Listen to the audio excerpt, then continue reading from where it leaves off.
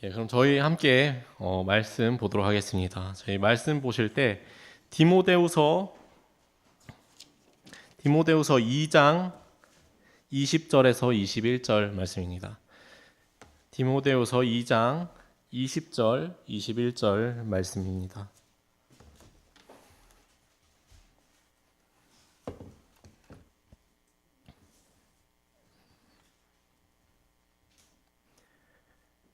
네, 찾으셨으면 다 함께 읽도록 하겠습니다. 시작.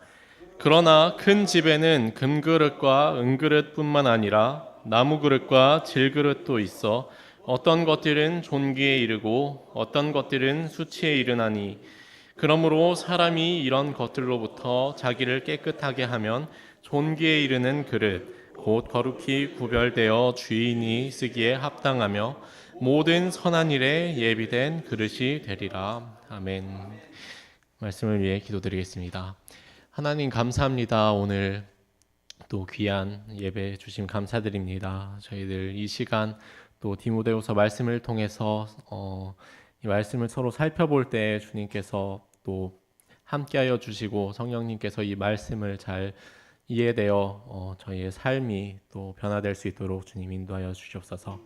감사드리며 예수님 이름으로 기도드립니다. 아멘. 오늘 말씀은 디모데후서 2장 20절에서 21절 말씀입니다. 오늘 또 설교 제목은 존귀에 이르는 그릇이라는 제목으로 저희 말씀을 함께 살펴보도록 하겠습니다. 오늘 성경에서 그릇이라는 또 말이 많이 나왔는데 우리나라에서도 제가 찾아보니까 그릇에 대한 그런 속담이나 사자성어가 몇 가지 있더라고요. 먼저 대기만성. 큰 그릇은 늦게 완성된다. 또 혹은 또 사람의 인격이나 그 사람의 어떤 품성이나 능력이 작을 때 그 사람은 그릇이 작다라고 표현을 하기도 합니다. 이처럼 우리나라 말에서도 그릇은 어떤 사람을 의미합니다. 그리고 성경에서도 그릇이란 말이 몇 번 나오는데요. 여러분들도 잘 알고 있는 말씀 사도행전 9장 15절 말씀을 보면은 그러나 주께서 이르시되 내 길로 가라. 그는 이방인들과 왕들과 이스라엘 자손 앞에서 내 이름을 전하기 위해 내가 택한 그릇이니라. 또한 예수님께서도 사도 바울에게 사명을 주실 때 내가 택한 그릇이라고 말씀하시는 걸 볼 수 있습니다. 또 남편이 아내를 대할 때 아내를 더 약한 그릇이라고 여기라고 말하는 것을 저희들이 볼 수 있습니다. 이처럼 그릇이 사람을 의미하는 것입니다. 오늘 본문을 보겠습니다. 20절 말씀. 그러나 큰 집에는 금그릇과 은그릇뿐만 아니라 나무그릇과 질그릇도 있어 어떤 것들은 존귀에 이르고 어떤 것들은 수치에 이르나니 20절을 보면은 큰 집에는 금그릇과 은그릇만 있는 것이 아니라고 말씀하십니다. 여러 가지 종류의 그릇이 있겠지만 어떤 그릇은 주인으로부터 존귀에 이르는 그릇이 되고 어떤 그릇은 주인으로부터 또 수치에 이르는 그릇이 된다는 것입니다. 그럼 우리가 어떻게 해야지 존귀에 이르는 그릇이 될 수 있느냐? 21절에 나와 있습니다. 그러므로 사람이 이런 것들로부터 자기를 깨끗하게 하면 존귀에 이르는 그릇 곧 거룩히 구별되어 주인이 쓰기에 합당하며 모든 선한 일에 예비된 그릇이 되리라. 21절을 보면 이렇게 사람이 어떤 것들로 자기를 깨끗하게 하면은 존귀에 이르는 그릇이 된다고 말씀하고 있습니다.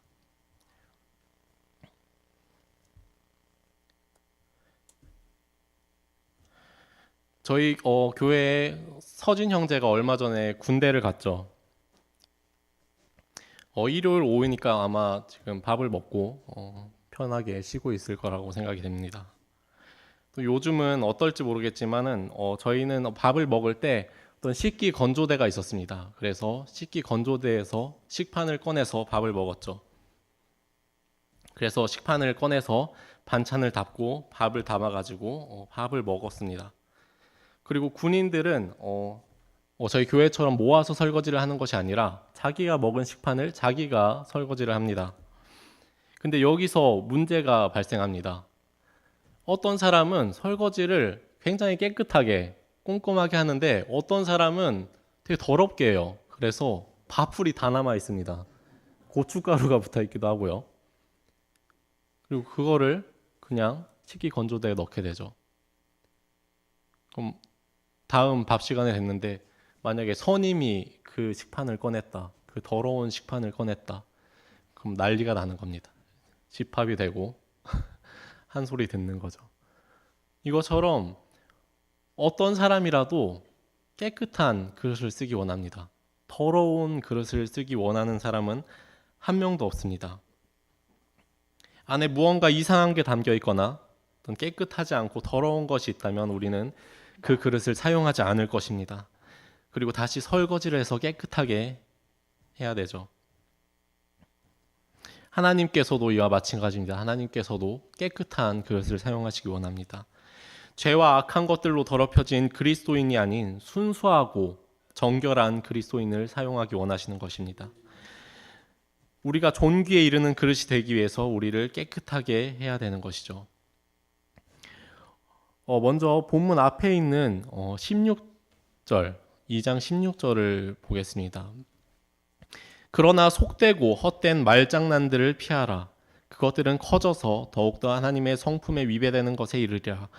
그들의 말은 궤양처럼 파먹을 터인데 그들 가운데 후메네오와 빌레도가 있느니라. 진리에 관하여는 그들이 잘못을 범하였으니 곧 부활이 이미 지나갔다고 말하여 어떤 사람들의 믿음을 뒤엎고 있느니라. 이 말씀을 보면 후메네오와 빌레도와 같이 속되고 헛된 말장난 그리고 잘못된 진리가 사람들의 믿음을 뒤엎는 것을 조심하고 또 피할 것을 경고하고 있습니다. 먼저 우리는 그런 나쁜 말로부터 우리를 깨끗하게 해야 됩니다. 잠언 12장 18절 말씀을 이렇게 말하고 있습니다. 칼로 찌르듯이 말하는 자가 있거니와 지혜로운 자의 혀는 건강하게 하느니라. 우리의 말은 밖으로 나갑니다. 어떤 누군가가 듣게 되죠. 근데 그 말이 어떤 누군가의 그냥 기분을 상하게 하거나 마음을 상하게 하는 것을 넘어서 찌르듯 하다는 것입니다. 그리고 또 여기를 보면은 사람들의 믿음을 뒤엎게 하기도 한다고 말씀합니다.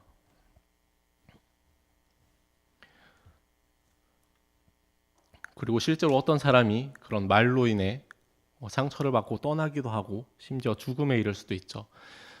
우리 유튜브에 댓글들이 많이 달리지 않습니까? 연예인들이 가장 힘든 것이 그 댓글이라고 합니다.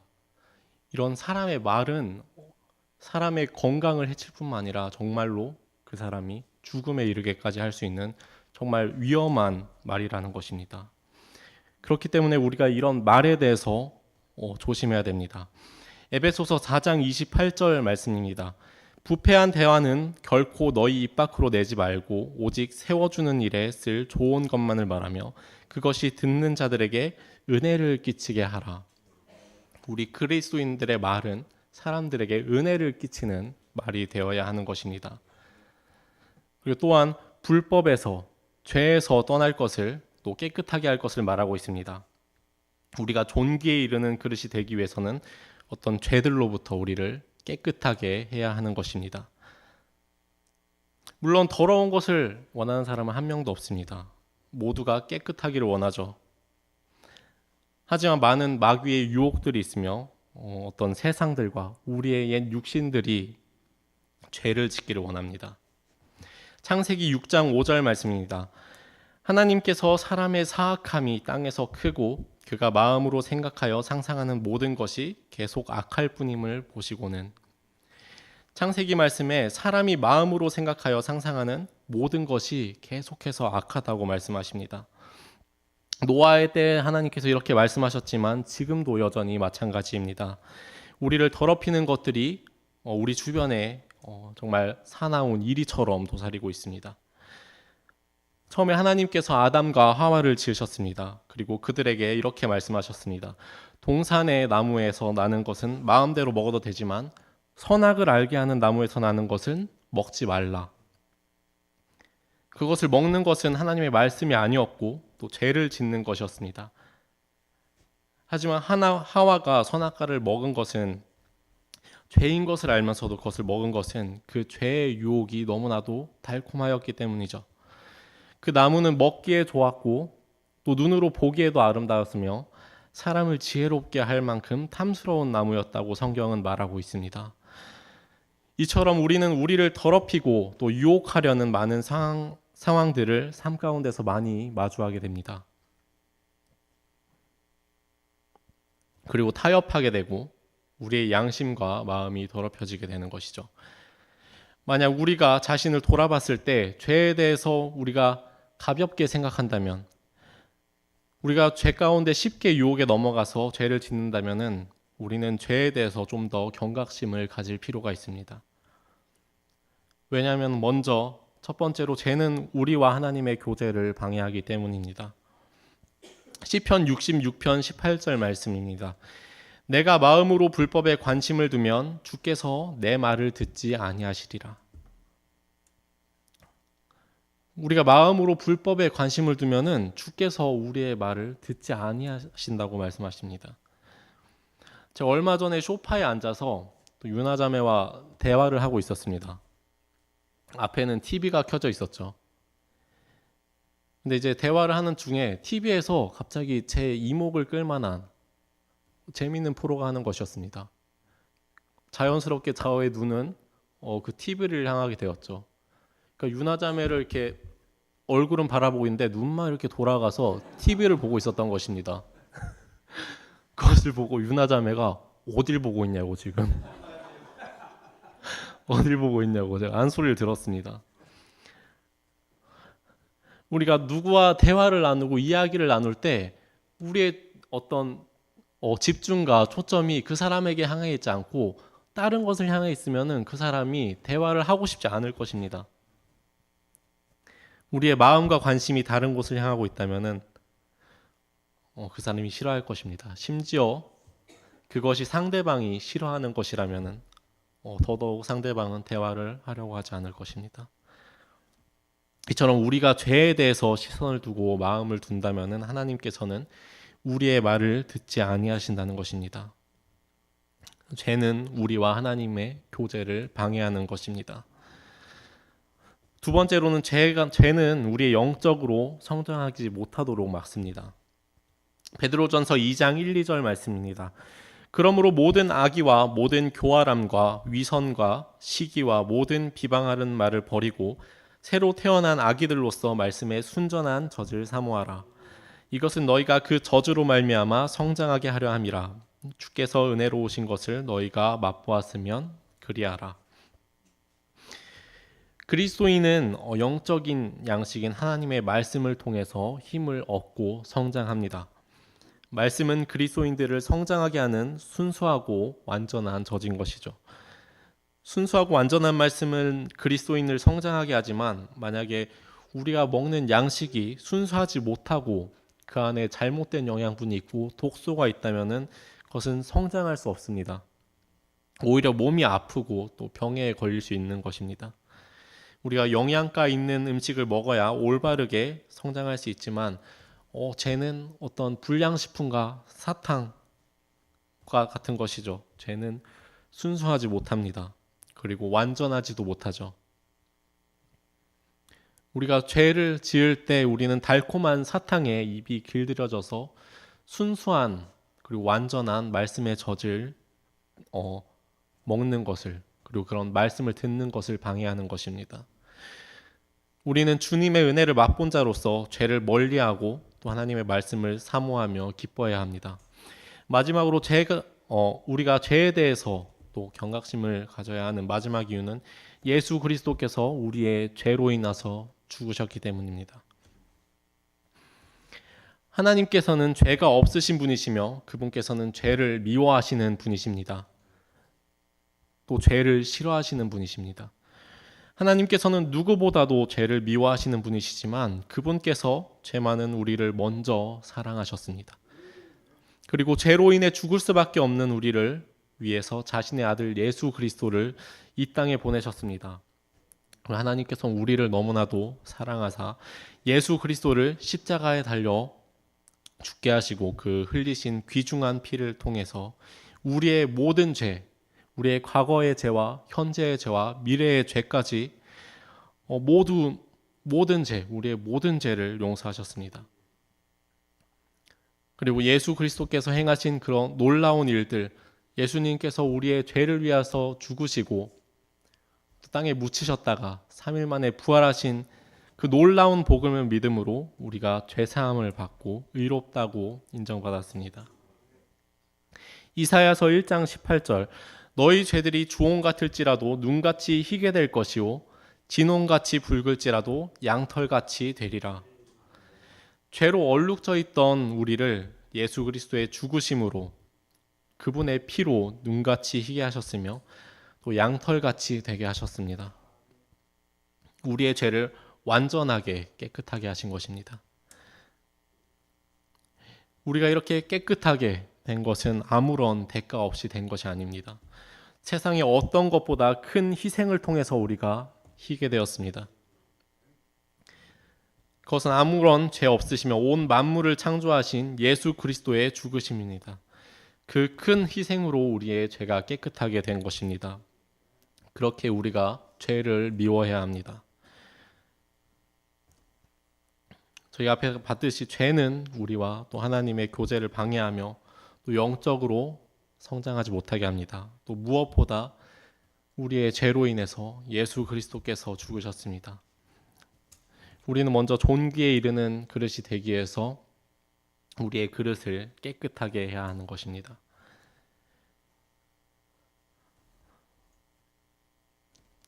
두 번째로 21절 말씀 다시 보겠습니다. 그러므로 사람이 이런 것들로부터 자기를 깨끗하게 하면 존귀에 이르는 그릇 곧 거룩히 구별되어 주인이 쓰기에 합당하며 모든 선한 일에 예비된 그릇이 되리라.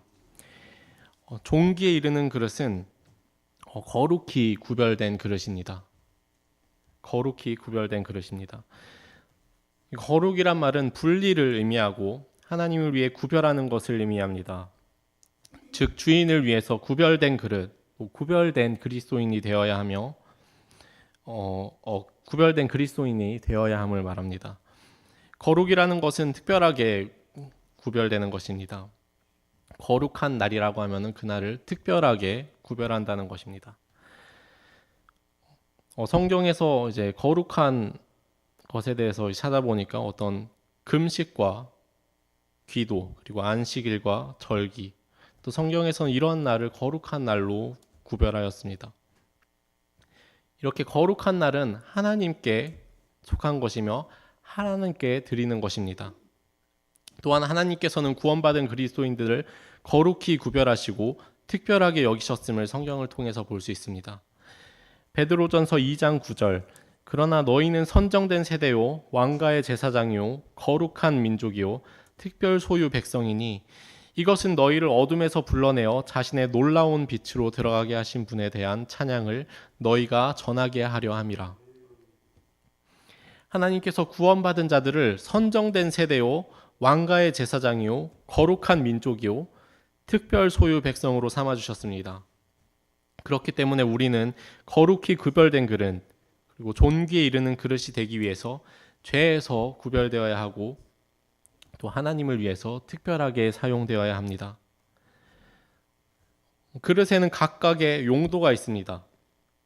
용도에 맞게 사용된 그릇, 용도에 맞게 그릇이 사용될 때에 가장 알맞고 잘 쓰여질 수 있는 것입니다. 예를 들어서 물병을 보면은 거기서는 물을 담게 만들어져 있습니다. 그 물병에다가 밥을 먹는다면은 굉장히 불편하고 힘들 것입니다. 또 혹은 요강에다가 음식을 담아둔다면 굉장히 먹기가 싫고 뭔가 더럽고 불편하겠죠. 이처럼 그릇은 만든 이의 의도에 맞게 사용될 때 가장 아름답게 사용되는 것입니다. 그렇다면 우리 그리스도인들은 어떻게 사용돼야 합니까? 하나님께서 우리를 창조하시고 구원하신 목적이 무엇입니까? 아까 보았던 베드로전서 2장 9절에 이렇게 말하고 있습니다. 이것은 너희를 어둠에서 불러내어 자신의 놀라운 빛으로 들어가게 하신 분에 대한 찬양을 너희가 전하게 하려 함이라. 우리가 하나님을 찬양하며 그분에게 영광을 돌리기 위함이라고 말하고 있습니다. 그리고 하나님께서는 세상의 빛 대신 예수 그리스도를 통해서 영광 받으신다고 또 성경은 말하고 있습니다. 빌립보서 2장 9절 말씀입니다. 그러므로 하나님께서도 그분을 높이 올리시고 모든 이름 위에 있는 이름을 그분에게 주사 하늘에 있는 것들과 땅에 있는 것들과 땅 아래에 있는 것들의 모든 무릎이 예수라는 이름에 굴복하게 하시고 또 모든 혀가 예수 그리스도는 주라고 시인하여 하나님의 아버지께 영광을 돌리게 하였느니라. 하나님께서는 자신의 독생자이신 예수 그리스도를 높이 올리시고 가장 큰 이름을 그분에게 주셨습니다. 그리고 하늘과 땅의 온 창조물들이 예수라는 그 이름에 굴복하게 하셨습니다. 그리고 하나님 아버지께서는 그 예수 그리스도를 통해서 영광 받으시는 것입니다.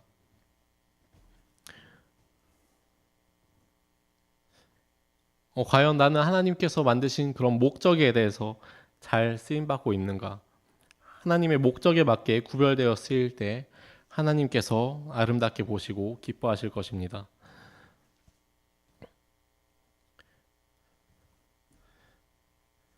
로마서 12장 1절 말씀입니다. 그러므로 형제들아 내가 하나님의 긍휼에 힘입어 너희에게 간청하노니 너희는 너희 몸을 거룩하고 하나님께서 받으실 만한 살아있는 희생물로 드리라. 그것이 너희의 합당한 섬김이니라. 세 번째는 주인의 쓰기에 합당한 그릇입니다. 종기에 이르는 그릇은 주인이 쓰기에 합당한 그릇입니다. 주인의 쓰기에 합당한 그릇. 그렇다면 하나님께서 과연 어떠한 사람들을 사용하셨습니까? 성경을 보면 하나님께서 참 다양한 사람들을 사용하셨습니다. 구약과 신약에 많은 인물들이 있죠. 하지만 어떤 인물은 정말 존귀에 이르렀고 어떤 인물은 수치에 이르는 것을 볼 수 있습니다. 먼저 다윗을 볼 수 있습니다. 하나님께서는 다윗을 내 마음에 맞는 자라고 표현하셨습니다. 하나님께서는 왜 다윗을 사용하셨을까요? 사실 다윗은 세상의 관점으로 어떤 인간의 관점으로 보기에 좋은 그릇이 아니었습니다. 사무엘상 말씀에서 다윗이 왕으로 세워지게 됩니다. 또 사무엘은 하나님의 명령에 따라 이새의 아들들 중에서 왕으로 기름 붓기 위해서 베들레헴으로 가게 되죠. 이새 아들이 모인 자리에서 사무엘의 눈에 처음 든 사람은 다윗이 아니었습니다. 처음 사무엘에 든 사람은 이새의 첫째 아들 엘리압이었습니다. 내용을 봤을 때 그 엘리압의 어떤 외모와 키가 뛰어났을 거라고 생각됩니다. 사무엘이 엘리압을 보고 이르기를 주의 기름 부을 받을 자가 참으로 그분 앞에 있도다라고 말하였지만 그는 하나님께서 원하시는 자가 아니었습니다. 하나님께서는 사무엘에 이렇게 말씀하시죠. 주께서 사무엘에게 이르시되 그의 용모나 키의 크기를 보지 말라. 내가 이미 그를 버렸노라. 주는 사람이 보는 것처럼 보지 아니하시나니 사람은 겉모습을 보나 주는 마음을 보느니라 하시니라. 결국에 기름 부음을 받고 왕이 되는 자는 이새의 막내 아들 다윗이었던 것입니다. 우리의 눈으로 보기에 다윗은 막내였고 또 양을 치는 자였습니다.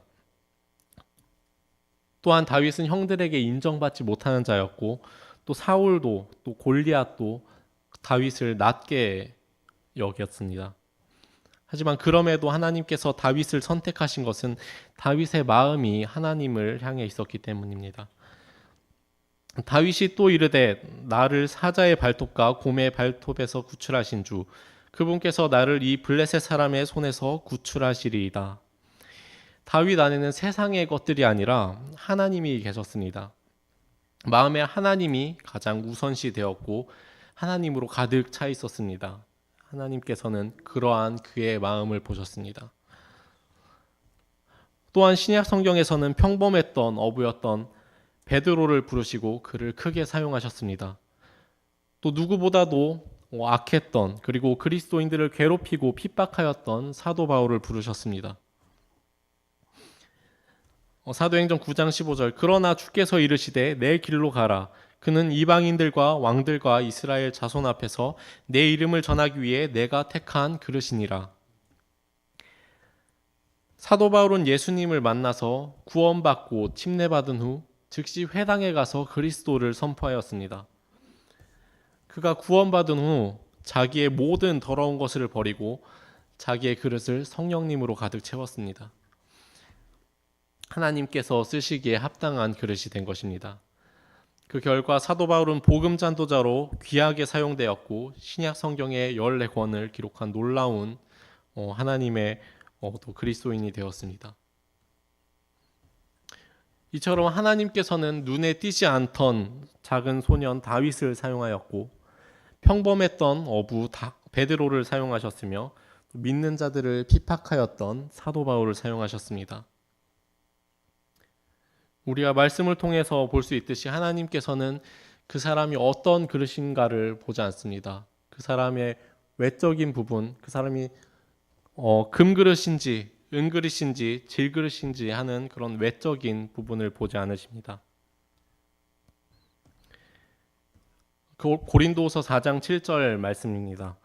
그러나 우리가 이 보배를 질그릇 안에 가지고 있나니 이것은 뛰어난 권능이 하나님에게서 나고 우리에게서 나지 않게 하려 함이라. 하나님께서는 너무나도 평범하고 또 깨지기 쉬운 질그릇 같은 사람을 사용하십니다. 그것은 권능이 우리에게 있는 것이 아니라 하나님에게서 나기 때문입니다. 하나님께서는 토기장이시오 또 우리는 진흙이니 그것을 결정하시는 분은 오직 하나님께서 하시는 것입니다. 우리가 종기와 수치에 이르는 것은 우리의 노력이나 어떤 힘으로 할 수 있는 게 아닌 것입니다. 그렇기 때문에 우리는 무언가를 채우려고 하는 것이 아니라 우리를 깨끗하게 비워야 합니다. 그리고 그 그릇을 가장 가치 있는 것으로 채워야 합니다. 우리를 성령님으로 가득 채워야 하는 것입니다. 그리고 우리는 성령님으로 충만해야 합니다. 그때 가장 낮은 질그릇이라도 하나님께서 금그릇보다도 귀하게 사용하실 것입니다.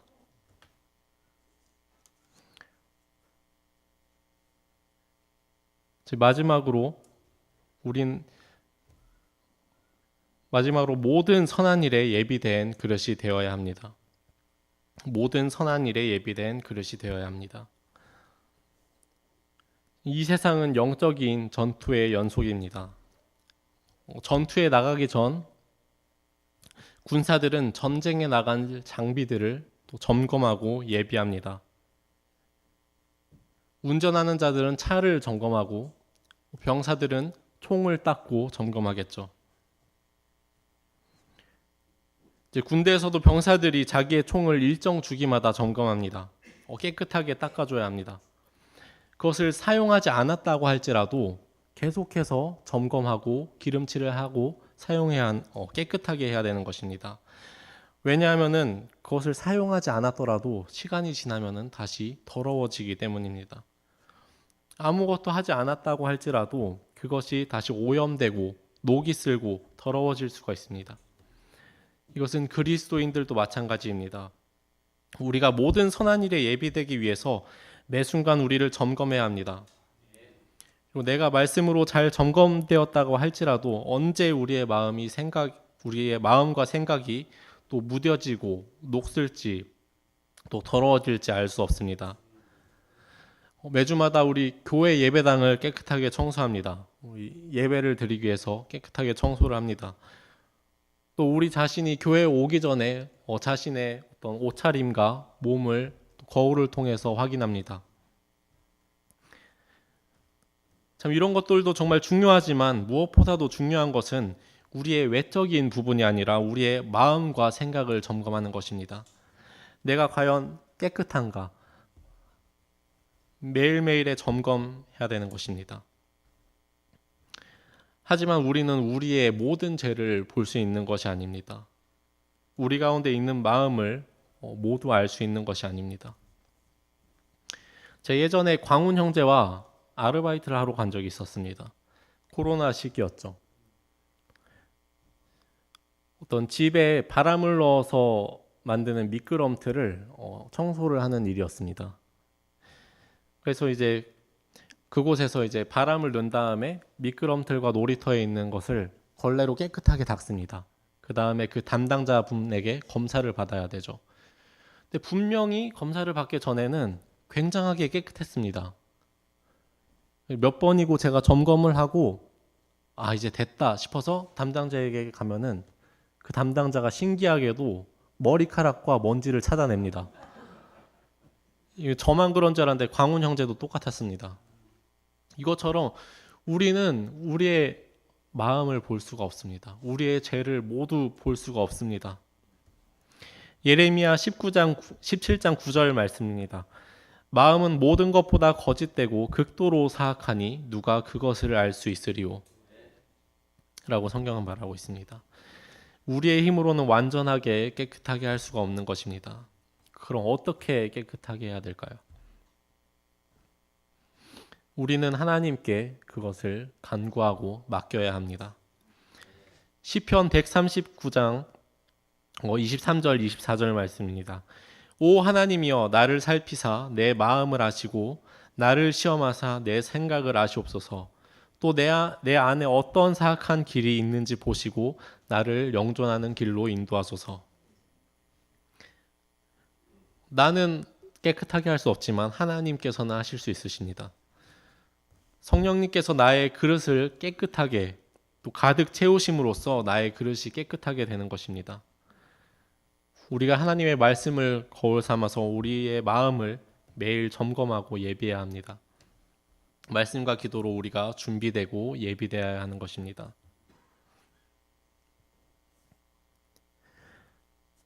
결론입니다. 우리가 존귀한 그릇으로 하나님께 쓰임받기 원합니다. 우리가 오늘 말씀처럼 우리가 존귀에 이르는 그릇, 곧 거룩히 구별되어 주인이 쓰기에 합당하며 모든 선한 일에 예비된 그릇이 되기 위해서 먼저 우리가 깨끗할 것을 말하고 있습니다. 우리의 죄를 위해서 예수 그리스도께서 죽으셨습니다. 우리가 그 사랑과 은혜를 깊이 생각하며 각자의 그릇을 깨끗하게 하기 원합니다. 그때 우리 삶이 주의 은혜로 가득 채워지고 주님의 영광이 드러나는 삶이 될 것을 믿습니다. 또 주께서 그런 자를 존귀 이르는 그릇으로 이르게 하실 것을 믿습니다. 다 같이 기도드리겠습니다.